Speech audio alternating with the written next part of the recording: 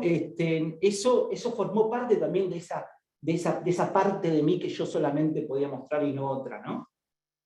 Después ella se quiso separar. Yo estaba muy enojado, pues yo no me imaginaba una vida no familiar, ¿viste? O sea, ¿cómo no iba a estar todos los días con los chicos? Claro, para... Con el tiempo ella me dice, porque yo me quejaba con ella de que ella me había como expulsado, ¿viste? Me dice, no, yo no te expulsé, te dejé libre. Y como que ella misma me ayudó a comprender qué es lo que me estaba pasando. Fue más ella la que te impulsó a tomar sí, otro camino. porque yo lo tenía totalmente encapsulado en mi vida, ¿no? Yo creo que esa frase de mi papá a los 9 años, lo que provocó es una cosa como de encapsulamiento, donde eso es algo que no está dentro de las posibilidades.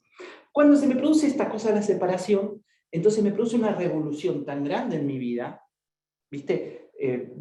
Pasé por una situación de angustia, de ansiedad, de bronca, una mezcla de cosas, y ahí es como que empezaron a aparecer esos fantasmitas. Hola, hola, estoy acá, vos hace 20 años me metiste adentro de un armario, pero yo todavía vivo, ¿viste? Empezaron a cuestionarme, y yo dije, bueno, mis papás ya eran muy grandes, mi vida sentimental estaba en mi óptica de ese momento acabada, entonces, bueno, acepté empezar a mirar adentro mío cosas que yo no había visto nunca, y descubrí un mundo nuevo, ¿no? Tuviste que salir de ese lugar de vergüenza para transitar un lugar de mayor normalidad, entre comillas, hasta una situación en la cual hoy, digamos, hasta podés sentir orgullo, ¿no?, del camino recorrido. Varios años, ¿no? O sea, terapia por medio, muchas conversaciones, muchos buenos amigos y amigas, me ayudaron a aceptarme y a quererme. Ese fue el primer paso.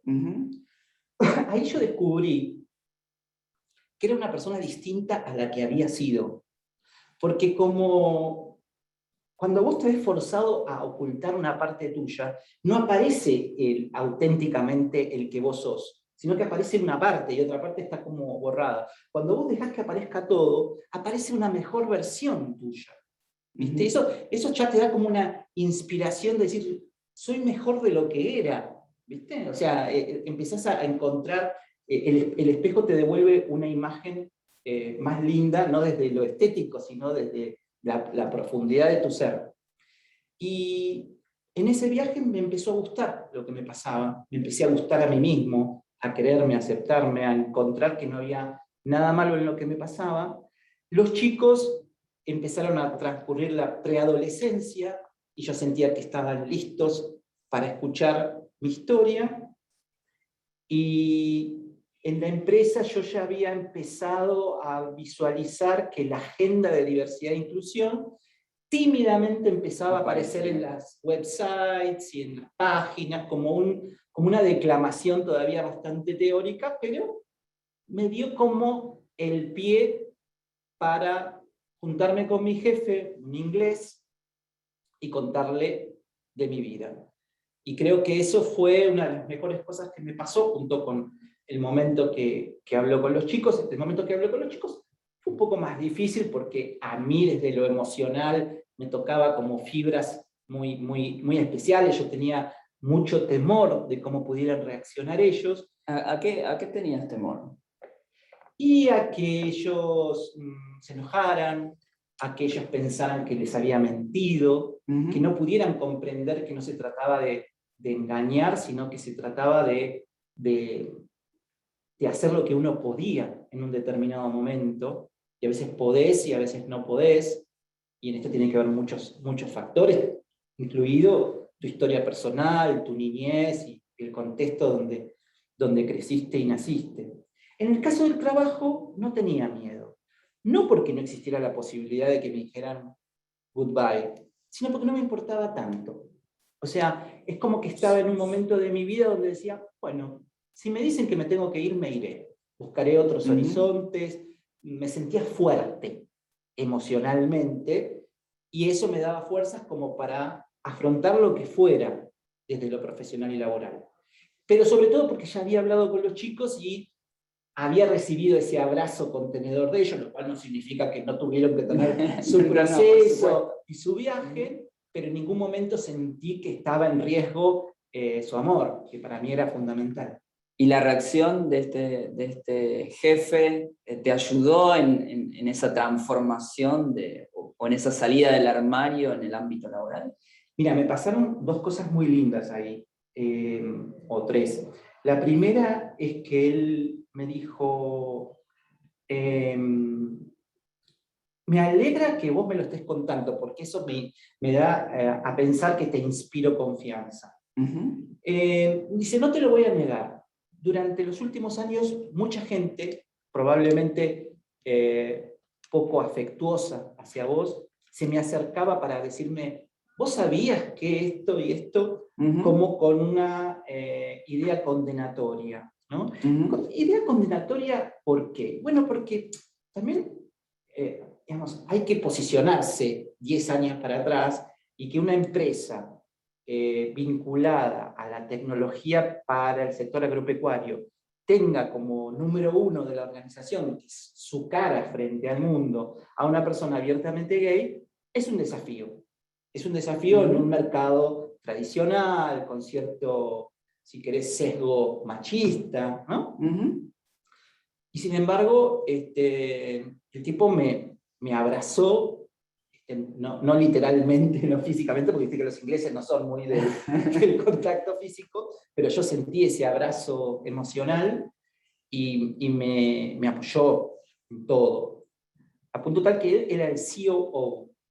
Y al día siguiente se nota que él habló con el CEO global y recibí un llamado telefónico del CEO global, y ese sí que fue para mí un boost de emociones profundas y positivas, porque el tipo me contó algo personal de él, que ahí es donde como vos como que sentís como una hermandad, ¿viste? Dices, mi cuñado, el marido de mi hermana, perdón, no, mi cuñado, me dijo, mi cuñado, el marido de mi hermano, ¿no? Se suicidó, no se suicidó, se mató en un accidente automovilístico, y nosotros lo queríamos como un hermano más.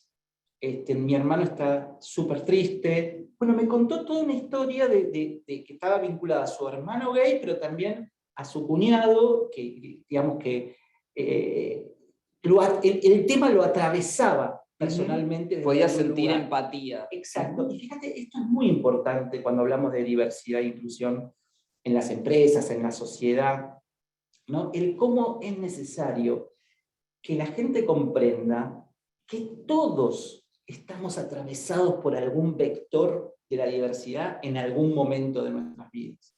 Todos vamos a sentir que nosotros en lo personal, o un hijo, un hermano, un amigo, van a sufrir alguna discriminación si la sociedad no evoluciona hacia un estatus de mayor apertura y de mayor empatía hacia el otro. Esto me parece que es lo fundamental para construir. Si vos me vas a discriminar porque soy gay, entonces estás dando lugar a que el día de mañana alguien te discrimine por otra cosa a vos que seguro te va a pasar.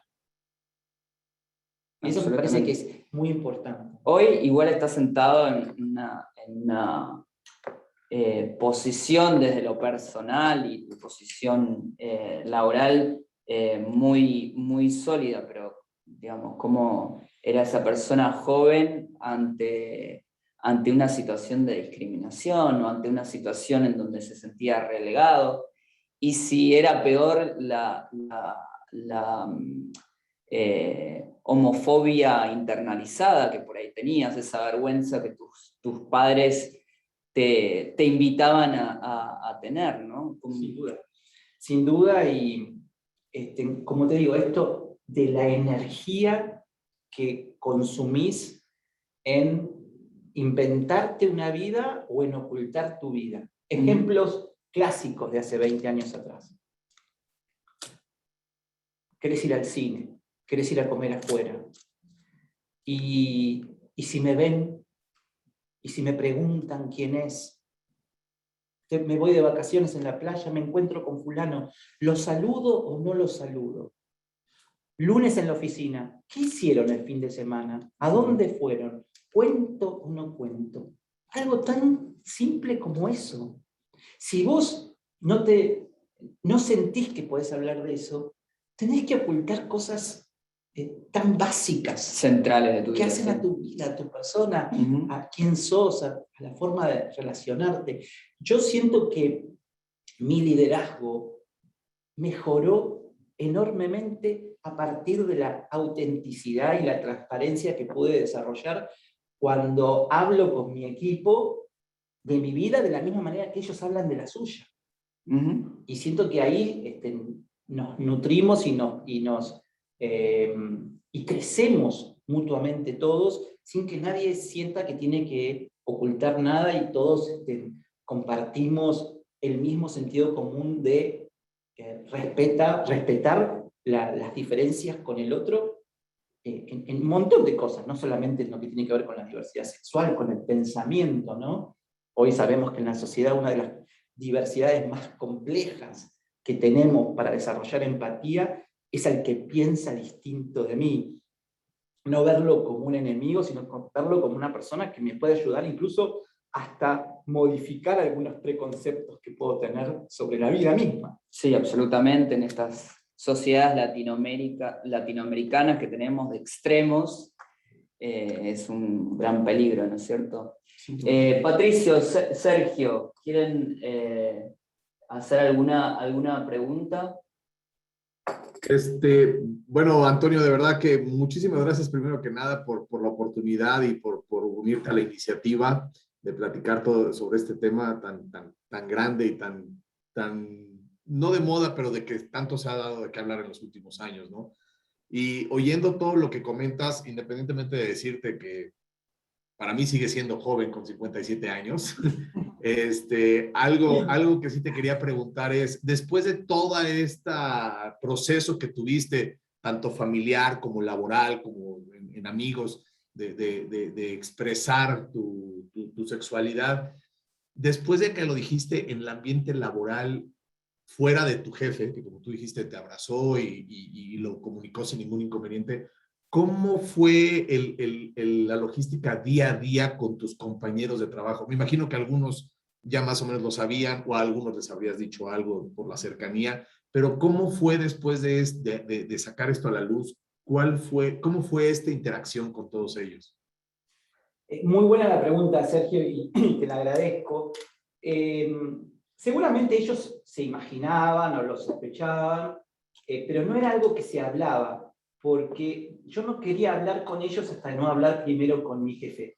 Hubiera detestado que mi jefe se enterase por otra persona que no fuera yo, como también me pasó con mis hijos. O sea, yo era muy cuidadoso de encontrar el momento donde ellos podían entender lo que yo les contaba, pero tampoco esperar demasiado como para que la noticia le llegara por otra persona.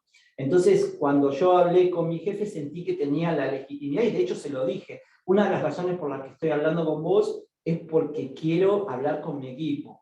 Y me senté uno por uno. No hice una reunión como para a comunicar nada, sino que me senté uno por uno con ellos y les conté, mira, te quiero contar que me junté con John y le hablé de esto. Y como le hablé a él, quiero hablarles a todos ustedes. Y la verdad que, y ahí sí hay como una relación mucho más cercana con tu equipo directo, con la que podés tener con un jefe en la casa matriz que lo ves 2 o 3 veces al año, o hablas por teléfono seguido, pero no tenés una cotidianeidad. En cambio, con tu equipo sí, y la verdad que ahí sentí el abrazo afectivo de verdad, ¿no? El decir, estoy muy contento de que me lo cuentes.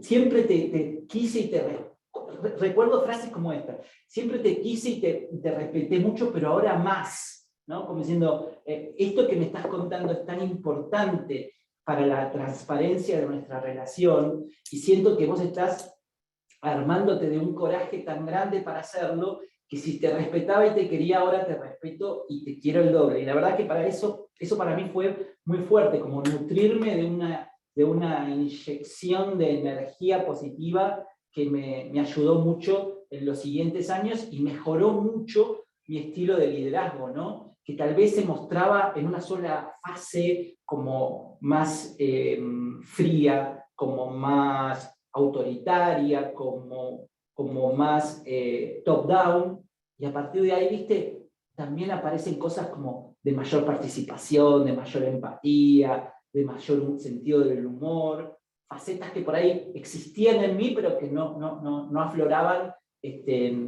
como debían hacerlo, ¿no? Muchas gracias, Antonio. No sé, Patricio. Sí, hola Antonio, gracias Sergio. Muchas gracias por estar aquí y muchas gracias también Andrés por hacer el contacto. Mira, he estado escuchando atentamente como todas las personas que están en esta reunión, tu experiencia, me siento bastante identificado con lo que comentas. Es un gusto, digamos, tener una persona que nos da esa visión de cómo fue este proceso, este camino. Y en función de esto mismo y de lo que has ido comentando, hubieron varias personas que estuvieron alrededor tuyo, ayudándote, digamos, más que nada como brindándote ese apoyo que es el que uno necesita para seguir adelante, digamos, entender que lo que estamos haciendo es lo correcto y es lo mejor para nuestras vidas.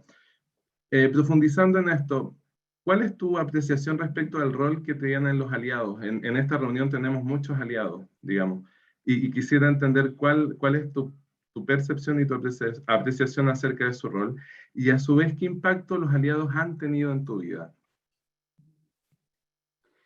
Bueno, es una excelente pregunta que a mí me cuesta un poco responder desde la experiencia, porque siento que esta construcción de aliados que es tan fuerte y tan importante hoy en las organizaciones ha crecido mucho, por lo menos en la experiencia que tengo en Syngenta, en los últimos 5 años, ¿no? Donde se empiezan a crecer los affinity groups y toda esta red de, como yo los llamo, apoyadores de nuestro colectivo y de otros colectivos también, no solamente el de LGBT.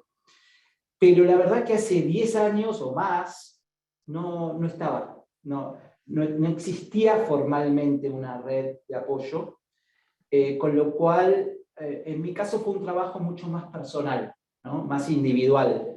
Yo necesitaba aceptarme y quererme yo. Si yo no me quería y no me aceptaba, difícilmente iba a lograr el apoyo o el cariño de los demás. Y creo que, no sé, hay algo del orden de la resiliencia, de no sentirme nunca que pueden conmigo. Cuando me estoy cayendo siempre trato de levantarme o de buscar la fuerza en algún lugar. Ese proceso que yo vivo con la separación fue muy fuerte y fue como un golpe, ¿viste? Para decir, tenés que reaccionar, tenés que... la mamá de mis chicos me lo dijo muy claramente, no te expulsé, sino que te dejé libre. Bueno, pero ¿libre para qué? Bueno, libre para vivir la vida que te mereces vivir, ¿no? Como todos los seres humanos. Es esa cosa, ¿viste? De pasar, de creer que te están rechazando, a que te están ofreciendo un camino para una nueva vida, fue la que me movió la cabeza y, por supuesto, ¿no? Un trabajo terapéutico, personal, fuerte. También he conocido, en esa época, me relaciono empiezo a relacionarme con otros varones y empiezo a tener algunas parejas que nunca había tenido antes de eso, que justo estaban como muy vinculadas al movimiento LGBT y que me ayudan a entender un montón de cosas, ¿no? Me introducen en una temática que para mí era completamente desconocida. Y bueno, y yo te diría que un elemento que para mí, me gustaría después escuchar lo que le pasó a Andrés con esto, pero a mí la ley de matrimonio igualitario en Argentina me significó un clic de legitimidad. Es decir, nada cambia al día siguiente de una ley desde el punto de vista de la sociedad, pero sí cambia para vos que el Estado donde vos viviste, el país donde vos viviste, considera a una persona igual a todas las demás en el sentido de los derechos de poder casarte, de poder adoptar hijos, de poder tener un hijo, etcétera, etcétera. Y esa legitimidad te da como fuerza, una fuerza interna para enfrentar al mundo de igual a igual a los demás. No sé si a vos te pasó algo parecido o sí, no. a ver, yo ahí recuerdo una conversación, yo milité mucho esa ley, sobre todo la de matrimonio, y recuerdo una pequeña conversación que tuve con un hermano mío, y le dije, ahora sí somos ciudadanos de primero, que era algo que también se decía mucho en los medios, en la calle, y es ahora sí tenemos todos los derechos, tenemos derechos derecho a elegir formar una familia con quien querramos. Y esa frase, a mi hermano, que es abogado, que estudió leyes, que venimos de una familia de abogados, le costaba entenderla, costaba entender que nosotros nos percibíamos en la sociedad como ciudadanos de segunda, con pocos derechos, con pocas posibilidades de ejercer todo lo que necesitamos para ser feliz. No, y pensá esto, ¿no? Cuando yo era chico, si vos decidías contarle a tu familia que eras gay, eso como que automáticamente significaba que vos renunciabas a todo lo que tenía que ver con una vida familiar, ¿no? Entonces, ¿cómo un papá, un mamá o una mamá no iban a estar tristes de que su hijo le anuncie que era gay, si eso significaba que no se iba a poder casar, que no iba a tener hijos, que por lo tanto ellos no iban a tener nietos de esos hijos, ¿no? Entonces, esta ley lo que te permite es sentirte igual que los demás, que si vos querés formar una familia podés, que si vos querés tener hijos podés, que si vos querés darle nietos a tus padres podés. Eso para mí fue un cambio enorme en la legitimidad interna mía y hacia afuera. Pero creo que, bueno, volviendo a tu pregunta, en los últimos 5 años esa red aumentó mucho y hoy es súper importante para los chicos que se inician en una vida empresaria y que atraviesan una salida del closet simultánea, si bien en general hoy los chicos salen del closet antes de empezar a trabajar, pero supongamos que no fuera, ese apoyo o esa red que se construye en las organizaciones es muy, pero muy importante. Muchas gracias, Antonio. Bien, y hablando de aliados, que es una práctica que nosotros tenemos, de hecho, contarte que esta charla se da en el marco del Mes del Orgullo de Argentina, y es una de las charlas que tenemos, que cerraría el Mes del Orgullo para Argentina. Casi toda la región, casi toda la TAM festeja o celebra o conmemora el orgullo en el mes de junio. ¿Qué otras iniciativas o qué otras acciones en el ámbito empresarial vos visualizás como positivas o que han generado cambios en la organización que te toca manejar, o en otras organizaciones que hayas visualizado, ¿no? Uh-huh. Bueno, nosotros trabajamos hace muchos años con un éxito moderado, pero visible, en promover el liderazgo de mujeres en puestos bien altos en la organización. Fundamentalmente lo que hemos hecho es identificar las causas de por qué, más allá de los preconceptos y los prejuicios, cuando se generaba una vacante en un puesto directivo o gerencial, había tan pocas mujeres disponibles dentro de la organización para poder ocupar esos puestos. Y una de las variables que percibimos como muy notoria era que hay una etapa de la mujer entre los 27 y 37 años que tiene una fuerte impronta en general hacia la planificación familiar, y que el esquema rígido organizacional las ponía en una obligación de muchas veces decidir dejar de lado su carrera corporativa, ya sea alejándose de la empresa o alejándose de sus expectativas de crecimiento y desarrollo dentro de la empresa, o simplemente decidir no incursionar en una planificación familiar, resignar su deseo como mujer y como madre para abocarse a crecer profesionalmente dentro de la organización. Como esto ocurría minoritariamente, entonces teníamos como conclusión una situación de mucho desbalance en las ternas normales que se generaban dentro de la organización. Y entonces decidimos emprender un programa muy ambicioso para ofrecerle a las mujeres que querían desarrollar paralelamente a su carrera corporativa su deseo de ser madres y llevar adelante una familia, no con esa carga de culpa de que no puedo hacer bien esto, no puedo hacer bien aquello. Muchas facilidades en materia de soft landing, cuando vuelven de la maternidad, pueden volver a los 6 meses, al año, a los 2 años, o pueden hacerlo gradualmente, primero 3 horas, después 6 horas, después 8 horas.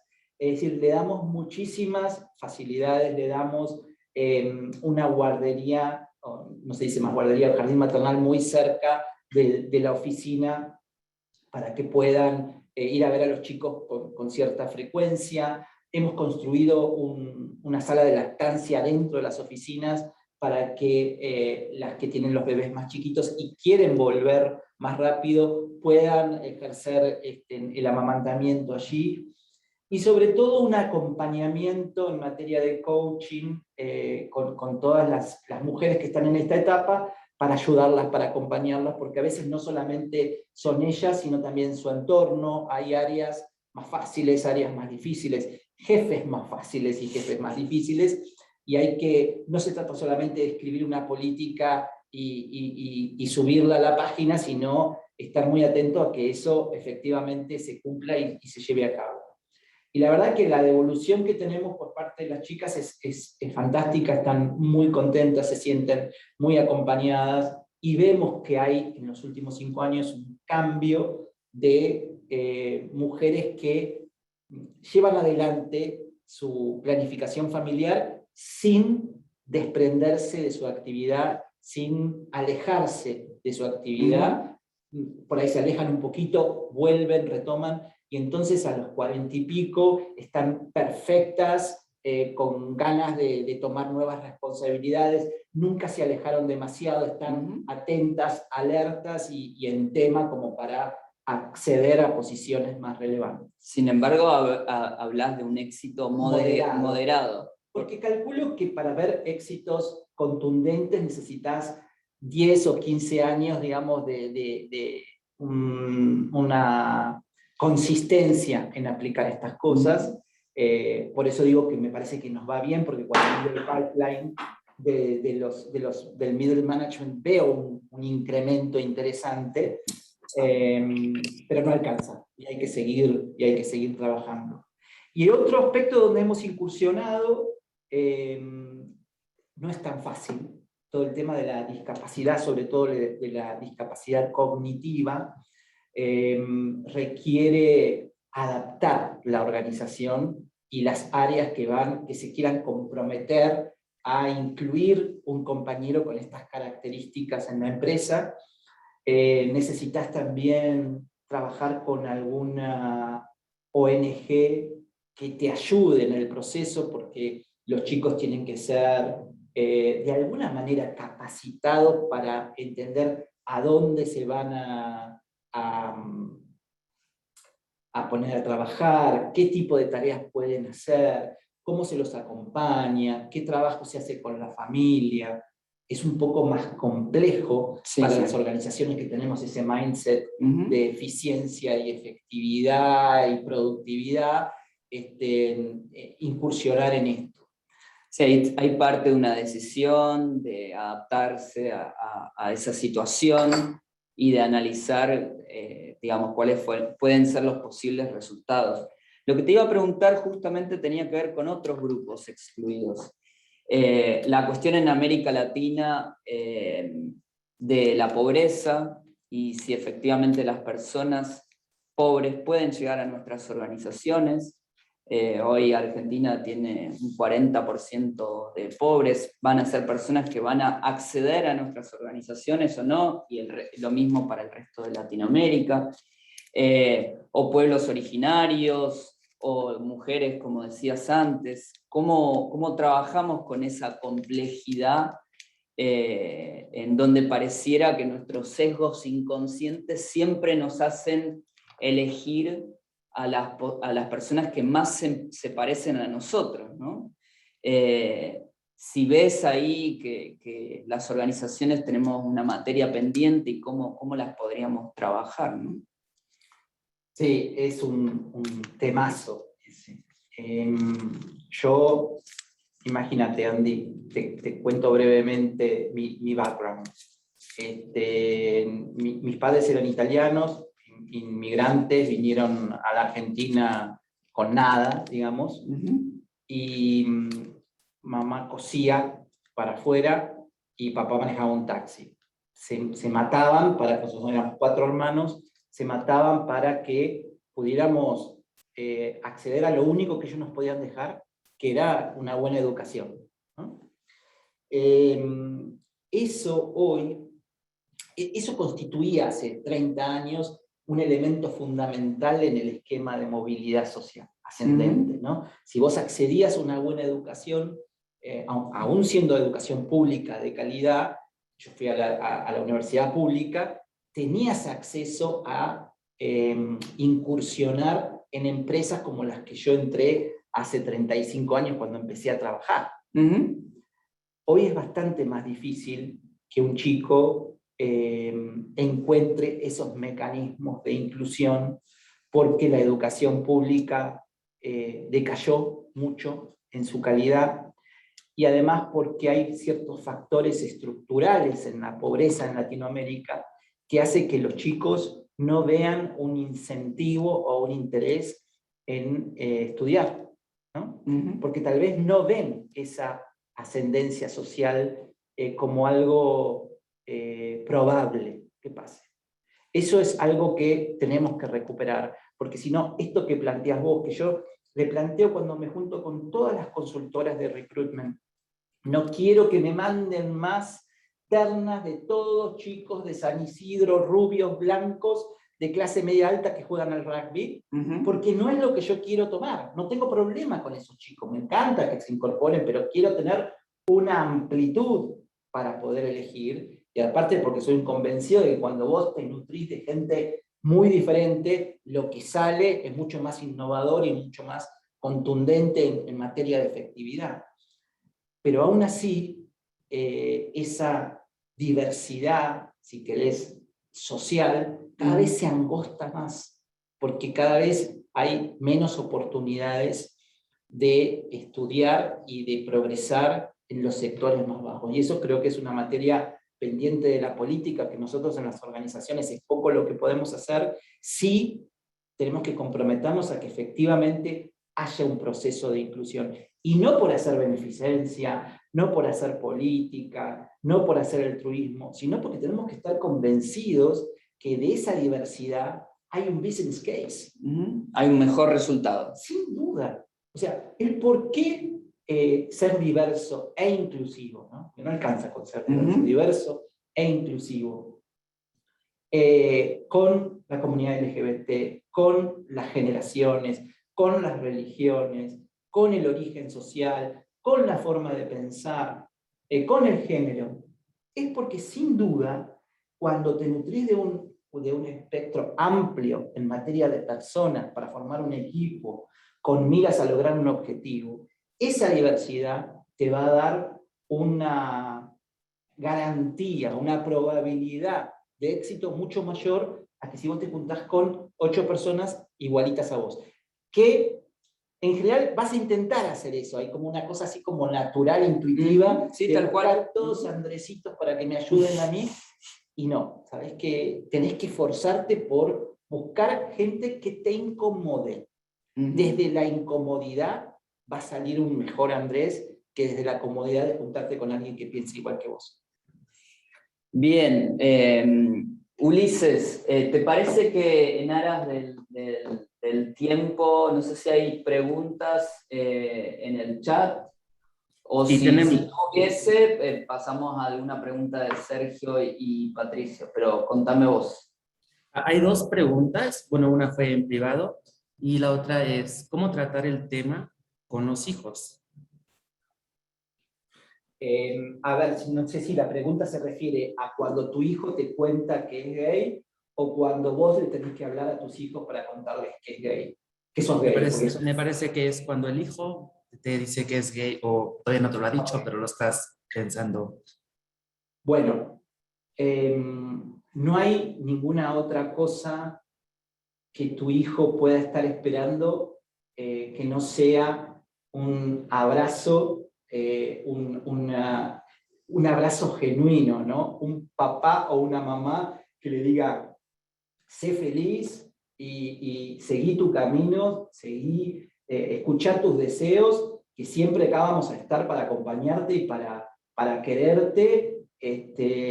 Tenés todas las potencialidades para poder lograr lo que quieras en la vida. Tu orientación sexual no te condiciona para nada de todo eso. Un papá y una mamá que con certeza y con asertividad sincera le dicen eso a su hijo, le están regalando lo mejor que le pueden regalar a un hijo en toda su vida. Gracias. Sí, absolutamente. Bueno, justamente lo que contabas anteriormente, Antonio, es en otras épocas el salir del armario significaba en muchos casos, y sigue pasando en la población trans sobre todo, la expulsión de los agentes de socialización, la familia, la escuela, la universidad y el trabajo. Y entonces que desde tu hogar tus padres te apoyen en lo que estás viviendo, seguramente te permitirá desarrollarte como persona de mejor manera. Y es muy importante lo que estás diciendo porque esto en los chicos y las chicas trans sigue pasando. Exacto. Ahí hay un preconcepto todavía bastante más duro de correr de la sociedad, que bueno, se ha vuelto como un poquito más tolerante con el tema de la homosexualidad, pero le cuesta todavía mucho más afrontar y aceptar la problemática trans, ¿no? Bien, buenísimo. Ulises, ¿otra pregunta del chat? Sí, hay una similar a la que tenemos, es, ahora que eres CEO, ¿te has sentido excluido aún en el trabajo? ¿Y cómo? No, la verdad que ser CEO ya de por sí es una situación de privilegio, ¿no? O sea, hay que reconocerlo como tal. Entonces, no me he sentido excluido.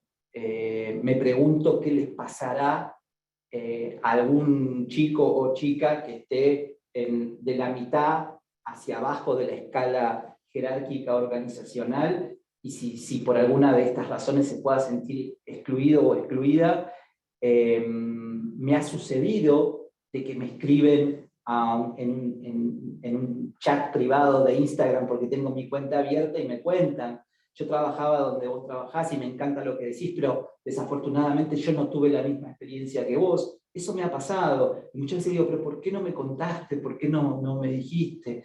Es decir, con esto que quiero decir, ser una empresa que se posiciona abiertamente pro y muy friendly con la diversidad y la inclusión, y que su CEO se declara abiertamente gay, no es garantía para que el funcionamiento de todas las áreas y todos los procesos sean acorde a lo que se espera de una empresa diversa e inclusiva. Puede haber comportamientos inaceptables todavía en algunos sectores de la organización, y sobre eso hay que trabajar todos los días.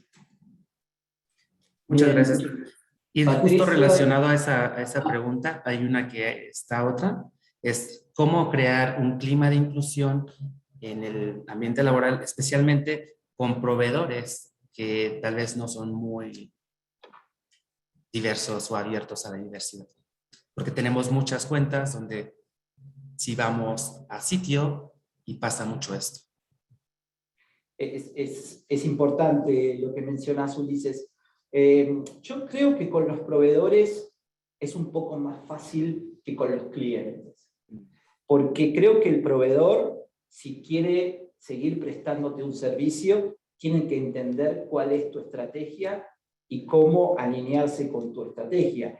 Y si vos en última instancia, y nos ha pasado a nosotros en algún momento, de encontrar, por ejemplo, que en las personas que venían a hacer trabajos de limpieza a las oficinas, no siempre recibían por parte de sus empleadores un trato que a nosotros nos parecía aceptable, y lo hemos hablado con los empleadores y ellos han corregido algunas cosas. Me parece que están más preparados para aceptar tu estrategia y para ponerse a tiro de eso que vos les planteás. Ahora, cuando un cliente tuyo no comulga estas mismas ideas, es muy difícil, porque vos te debes a tu organización, ¿no? y a lo que tu organización te demanda. Y todos sabemos que en una organización el cliente es el rey, y en ese sentido yo creo que tenemos que ser muy respetuosos y aceptar que a veces es preferible perder un cliente que perder la credibilidad como organización frente a todos los stakeholders. Y es muy doloroso perder un cliente por esto, ¿no?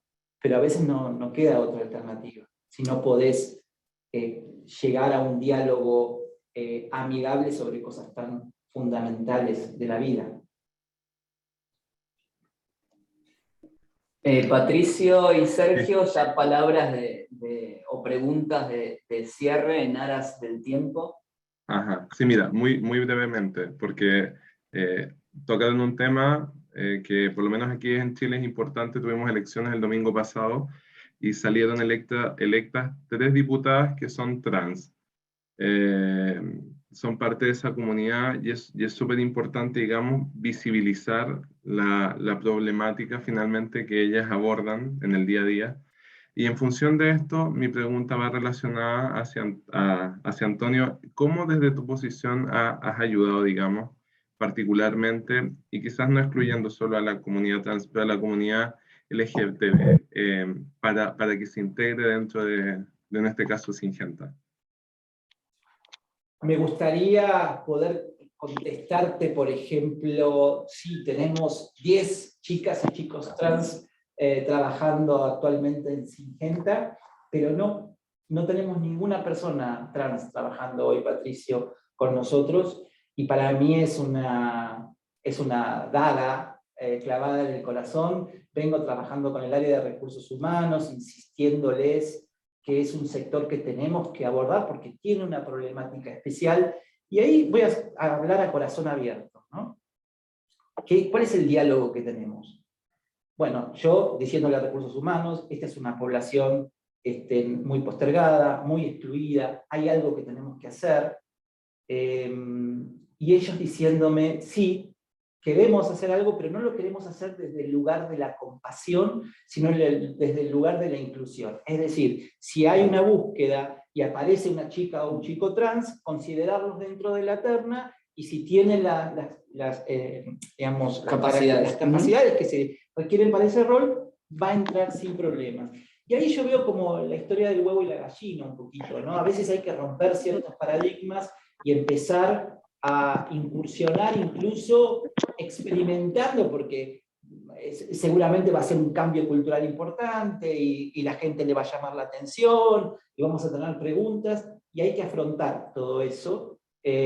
Nosotros hoy no estamos ahí todavía, estamos en la preparatoria, en la lucha entre alguien que quiere empujar el tema, que soy yo, y que lo hago con cierta delicadeza, porque a veces siento que cuando hablo de estos temas dentro de la organización, me miran como diciendo, bueno, pero vos lo empujás porque sos del grupo LGBT, ¿viste? Entonces, tenés que tener cuidado de que no aparezca como una idea de conflicto de intereses, y decir, bueno, no, a ver, sí, soy del grupo LGBT, pero estoy poniéndole acá una mirada más estratégica como líder de la organización. No me gusta imponer las cosas. Yo podría decirle, a partir del mes que viene, tomen 3 chicas trans en cualquier... yo no soy eso, ¿no? Soy de los que buscan el consenso, de los que buscan llegar a un acuerdo entre todos de que eso es lo mejor, porque me parece que así es como funcionan mejor las cosas después.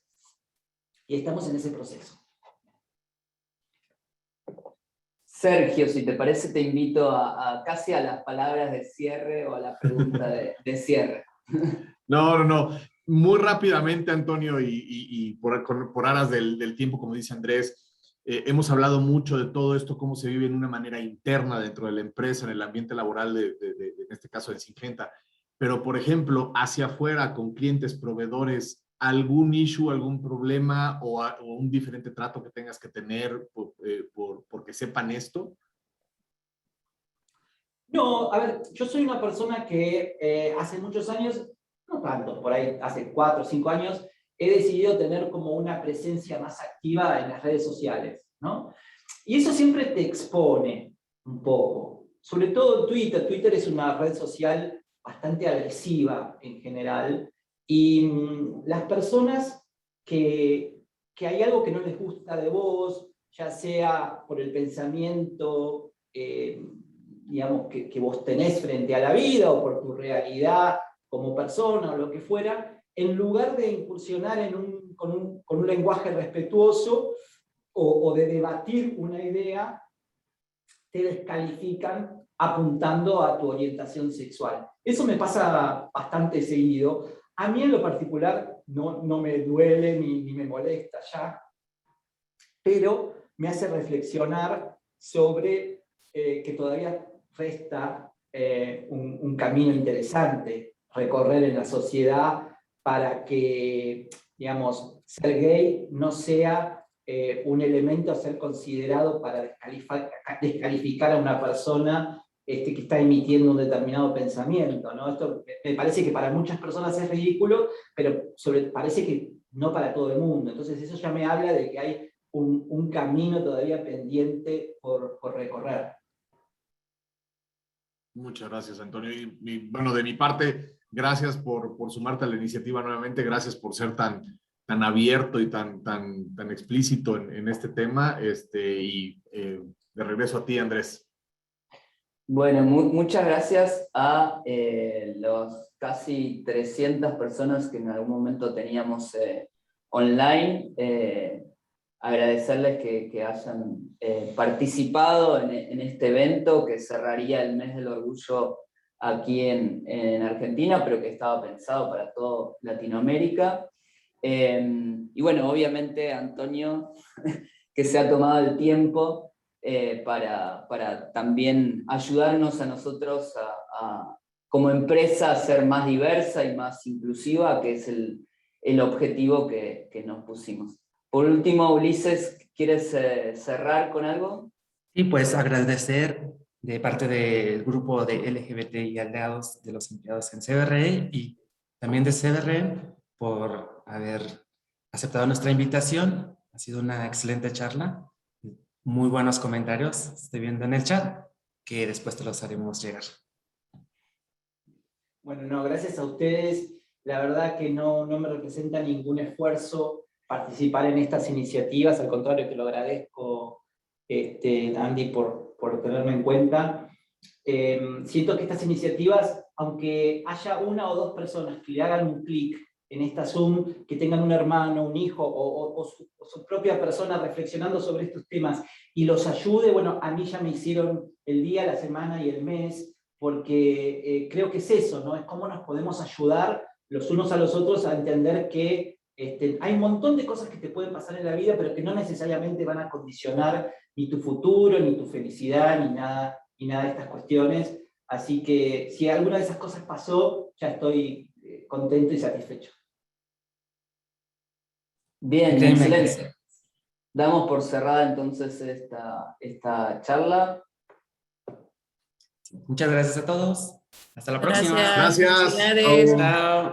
Gracias. Gracias, hasta luego. Gracias. Gracias. Muchas gracias. Saludos cordiales. Gracias. Hasta luego. Gracias por todo.